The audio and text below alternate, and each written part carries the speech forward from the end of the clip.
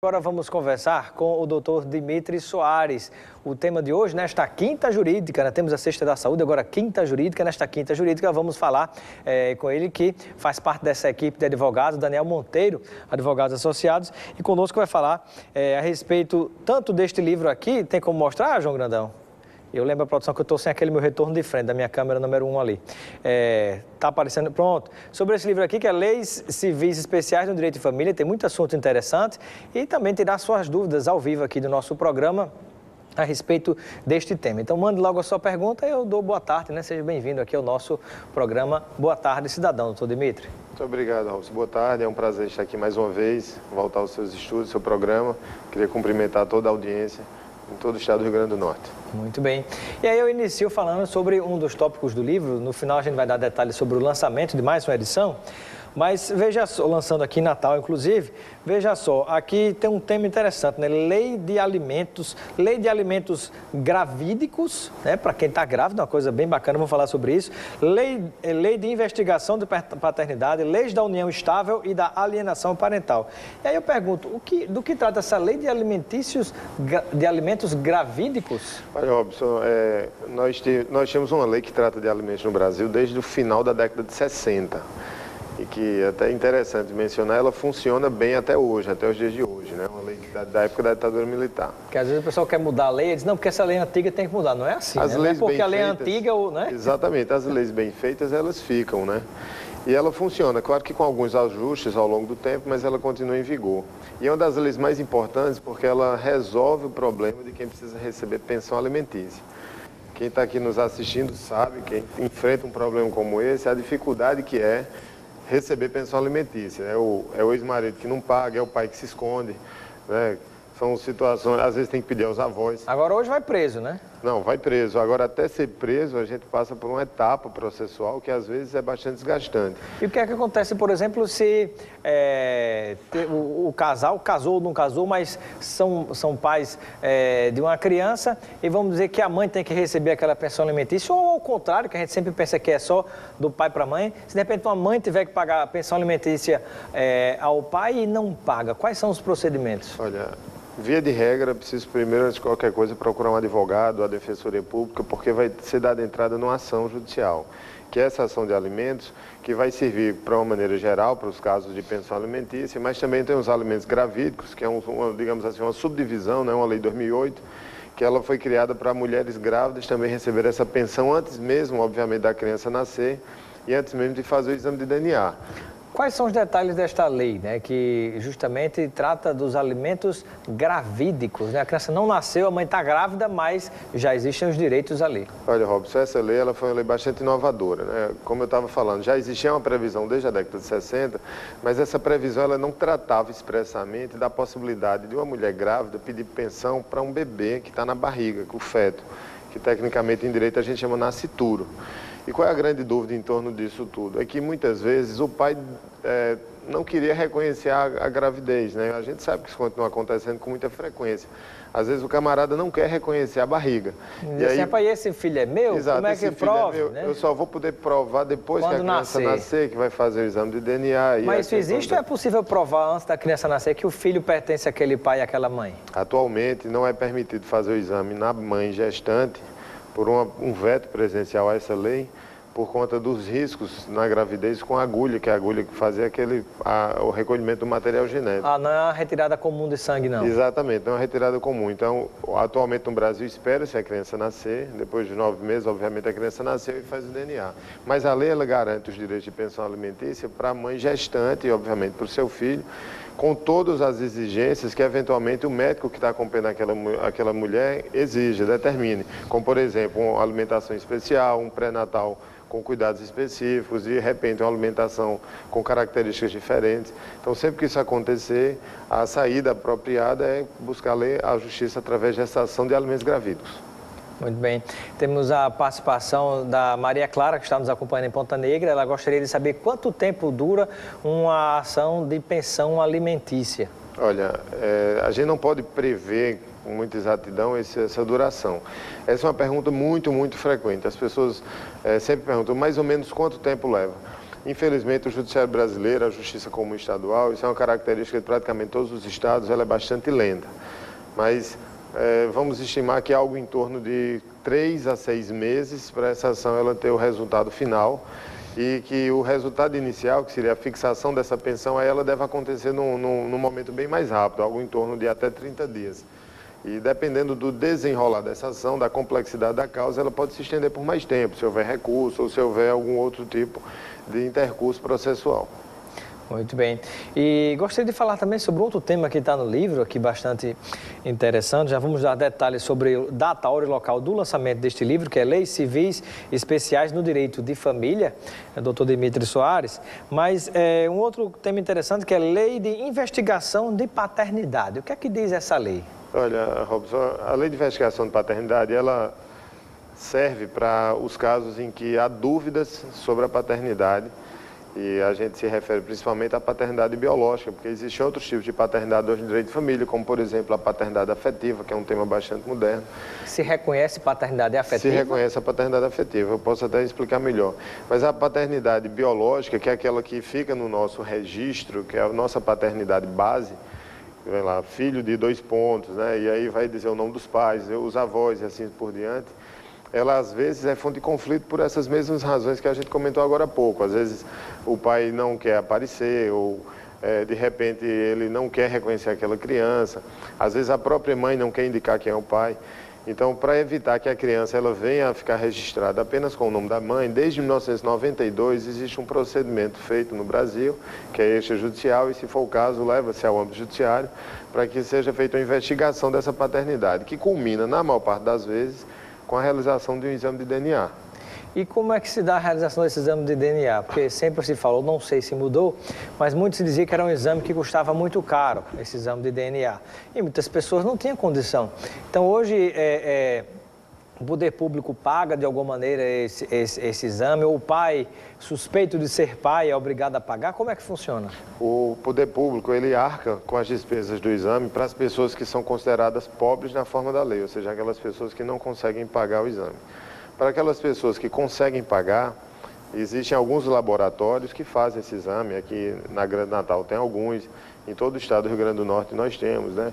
É importante dizer, Robson, que há algum tempo, alguns anos, esse exame realmente ele era um exame caríssimo, era um exame complexo, ele era mandado para o H. Pardini, em Belo Horizonte, e às vezes exigia a contraprova, mas ele foi popularizado. Então hoje ele é feito com certa naturalidade. O que acontece muitas vezes para as pessoas que são beneficiadas da justiça gratuita é que existe uma cota para cada vara de família. Então, as pessoas muitas vezes precisam entrar na fila para serem atendidos com esse exame. Mas, de uma maneira geral, a gente pode dizer que o exame ele foi popularizado e foi muito bom que ele tenha sido popularizado, porque ele traz mais de 99% de certeza da paternidade. Muito bem. E já está chegando mais outras perguntas de telespectador, mas antes da pergunta, né, a próxima pergunta que vai ser da Marina, eu pediria que você explicasse um pouco sobre esse assunto que você falou, que é a paternidade por afetividade. Afetividade, né? isso. A gente, no direito de família contemporâneo, moderno, a gente chama paternidade afetiva, socioafetividade, tem vários nomes. Esse é o tema mais bacana, né? O tema mais legal que a gente tem hoje no direito de família brasileiro. E é o seguinte, Robson, ele funciona a partir daquela ideia tradicional que nós temos aqui, sobretudo no Nordeste, de filho de criação. Exatamente. Agora, não é simplesmente pegar uma criança e colocar dentro de casa e ajudar, como muitas vezes existia. A vinculação afetiva ela é muito mais forte do que isso. É quando aquela pessoa exerce de maneira clara e definitiva as funções de pai. Então, a criança reconhece naquela pessoa o seu pai, independente dela ter o sangue ou ter o registro. E a gente pode canalizar isso não é só o reconhecimento como pai do ponto de vista de cumprir obrigações materiais para com aquele filho, mas, na verdade, de, como você disse, exercer realmente a função de pai, se comportar como pai realmente. Se comportar como pai, ser a representação da figura do pai ou da mãe. A gente muitas vezes questiona quem é que está exercendo aquela função. Às vezes é o segundo marido da mãe. Às vezes é até um avô, né? Que é o padrasto, às vezes é um avô, às vezes é um tio que exerce, às vezes é uma outra pessoa, às vezes não tem essa figura. E quando isso é caracterizado, passa a existir responsabilidade jurídica dessa pessoa que seria o pai afetivo? Sim, essa é a grande inovação, né? Essa transformação do que era apenas uma teoria, agora realmente é aplicado na prática. É possível que seja feita uma ação judicial para que sejam definidos os efeitos dessa paternidade afetiva com a inclusão do nome do pai afetivo no registro civil para alimentos, direito ao sobrenome e herança, sobretudo, mas agora, no finalzinho do ano passado, em novembro de 2017, o Conselho Nacional de Justiça editou um provimento, foi o provimento 63, para que essa informação da paternidade afetiva não precise necessariamente passar pelo judiciário, também pode ser feita em cartório. Muito bacana. Vamos lá, pergunta da Marina de Areia Preta. Ela quer saber se existe alguma alteração em relação à pensão alimentícia após a aprovação da reforma trabalhista. Não houve nenhum impacto na reforma trabalhista no que diz respeito à pensão alimentícia. As regras de pensão, elas foram mantidas, não houve nenhuma interferência nesse sentido. Amanda de Nova Parnamirim.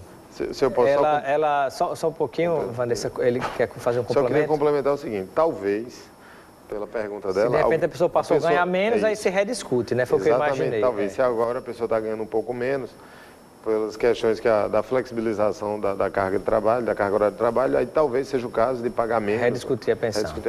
Muito bem, então a próxima pergunta é da Amanda Nova Parnamirim. Ela disse que o ex-esposo dela deu entrada no divórcio, mas quando o divórcio saiu, ela não assinou. Ela quer saber se o divórcio pode sair sem a assinatura de um dos dois. É possível. Existe um procedimento judicial para os casos em que ou ele não é encontrado ou ele se recusa formalmente a assinar. Às vezes ele não é encontrado porque caiu no mundo, como a gente diz popularmente. Foi embora, né? Não deu mais notícia. Foi comprar cigarro, nunca mais voltou. Nunca mais voltou, né? E quando a pessoa se recusa, normalmente se recusa porque ainda tem algum resto de amor naquela relação, né? Muito bem. Vou propor um ping-pong aqui, se possível, pergunta e resposta mais... Tá certo. Tem muita pergunta, ver se a gente consegue responder o máximo possível. Tá bom. Cristina, daqui de Natal, ela quer saber se o pai não quiser fazer o teste de DNA, se a justiça tem como obrigar. Não tem como obrigar, mas essa recusa, ela implica não aceitação formal. Então, quem não deve, não teme. Se ele não faz o exame... A pessoa se negar a dar um fio de cabelo, né? Então tem uma coisa errada, Se ele não faz o exame, o juiz pode entender que essa recusa significa que ele está com medo de fazer o exame. Muito bem. Mais pergunta. Rose de Nova Parnamirim gostaria de saber a diferença entre pensão alimentícia e pensão por morte. Bom, são questões realmente diferentes com o mesmo nome, né? Para a gente que é da área, fica mais claro, mas para o público em geral isso é confuso. Pensão alimentícia é uma relação que é devida pelos parentes entre si, entre cônjuges ou companheiros de união estável. Serve para a manutenção da pessoa no dia a dia. Lazer, alimentação, vestuário, habitação, escola, etc. A pensão por morte é decorrente de uma relação de direito previdenciário. E ela vai ser organizada de acordo com as regras previdenciárias em que o falecido vivia. Então, se ele era, por exemplo, do regime geral da Previdência, são algumas regras. Se ele era do regime especial, regras diferentes. E aí é sempre decorrente de morte. A viúva teria direito a uma parte daquela pensão? Sim. Ou teria pensão em 100% ou se tinha mais de um casamento, digamos assim, Pode haver divisão, né? O INSS divide já desde 2001. Né? Muito bem. Mais pergunta do telespectador. Oliver, do Parque dos Coqueiros, Zona Norte de Natal, quer saber, em caso de herança imobiliária, quando um dos herdeiros não mora no país e não tem interesse em fazer a partilha, o que fazer? Ele disse que esta pessoa, inclusive, está colocando impedimentos para a partilha. Existe também mecanismos muito próprios para que esse herdeiro ele se manifeste dentro do prazo dado pela Justiça.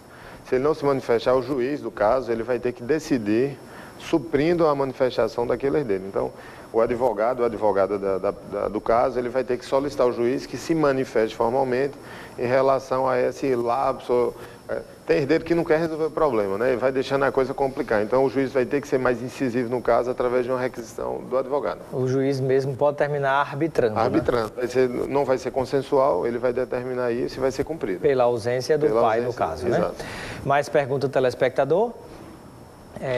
Mandou mensagem, não disse o nome. É importante dizer o nome, a cidade e o bairro de onde está falando. Mas essa pessoa diz que não tem o nome do pai na identidade e ele já faleceu. O que é que ele pode fazer para constar o nome pai dele nos documentos dele? Interessante a pergunta. Muito interessante. Só tem uma saída hoje, né? Porque se o pai fosse vivo, a gente poderia fazer isso através de ação ou de reconhecimento em cartório sem processo. Mas hoje só tem uma saída. Se houver cadáver do pai dele, né, que ele sabe que é o pai dele, é possível fazer uma exumação. Existe uma ação que se chama Ação de Investigação de Paternidade Pós-Morte. Então vai lá, tem que exumar o cadáver, recolhe o material genético, faz o exame de DNA. Se provar que era o pai dele, aí vai fazer o registro no documento de identificação civil. Interessante. Mas pergunta do Flávio de Parnamirim, ele quer saber se na guarda compartilhada o pai tem que pagar pensão. Sim, obrigatoriamente. Na guarda compartilhada há obrigatoriedade de pagamento de pensão. Muitas vezes, essa é uma pergunta também muito recorrente. E se os dois ganham a mesma coisa, por exemplo, o pai e a mãe? Eles têm que dividir. Eles têm que dividir a pensão, mas o fato de haver guarda compartilhada... Um paga a pensão para o outro? Como é que fica isso? Normalmente, se os dois ganham o mesmo valor, um não paga o outro, mas os dois pagam para o filho. Os dois pagam para o filho. Para o filho.